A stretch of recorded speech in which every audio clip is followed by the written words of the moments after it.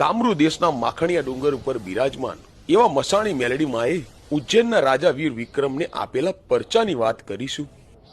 કહેવાય છે કે ઉજ્જૈન નગરીના રાજા વીર વિક્રમ 18 ભાષાના જાણકાર હતા અને સ્વભાવે ખૂબ જ સરળ અને વિવેકી હતા. એક દિવસ રાજાને એમ થયું કે મારે યોગ સિદ્ધિ મંત્ર શીખવો છે, પણ આ મંત્ર કામરૂ દેશમાં જ શીખવવામાં આવતો હતો. હવે વિક્રમ રાજાને તો આ મંત્ર શીખવાની તાલાવેલી લાગી. એટલે એક રાત્રે એ કામરૂ દેશ જવા નીકળી ગયા. કામરૂ દેશના જંગલમાં અંદર બાવા પોતાની સાધના કરી રહ્યા હતા. તેની પાસે જઈ રાજા અલખ નિરંજન બોલ્યા. રાજાનો અવાજ સાંભળી બાવા બાળીનાથે આંખો ખોલી અને પૂછ્યું, કોણ છે તું? અહીં શા માટે આવ્યો છે?